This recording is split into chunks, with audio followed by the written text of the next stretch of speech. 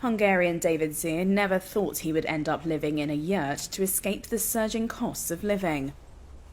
He was planning to build a house with a terrace on his plot of land near Budapest. But mounting construction and energy prices have forced him to rethink. Instead, the 37-year-old will soon reside in a large circular domed tent, like those used by nomadic people on the steppes of Central Asia. By the time the yurt is ready, it will be half the cost of what a lightweight construction house would have cost. I got a quote for that in the spring, and by the autumn, costs rose by another 30%, so the yurt is definitely much cheaper, and even cheaper than a normal house would have been. As far as the energy costs are concerned, even with the new prices, I will be much better off than what I am paying now in a rented flat.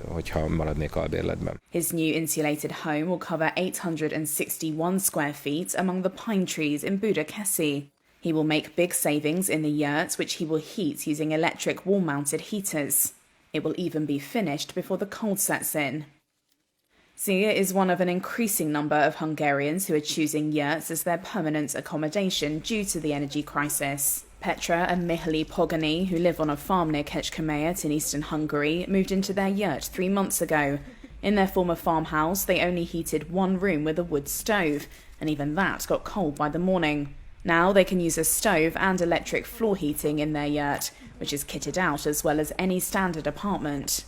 Petra, who is expecting the couple's first child, says keeping warm is more important than ever. For me, it is a huge relief that even without the floor heating, we have the wood stove. And I have no fear that we will be cold, as I know that the stove will keep us warm.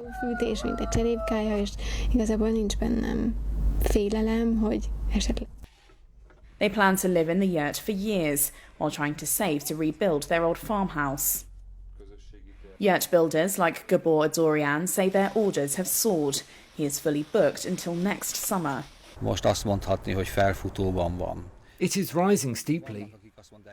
Some say this will stay like this in the future, probably because many people choose this, not only because of the rising energy prices, but also because of the rise in the construction prices. To build even a smaller house is not possible for less than 30 to 40 million florins. But one can have a yurt up to 80 square meters for less than 10 million florins, and you can furnish it like a family house.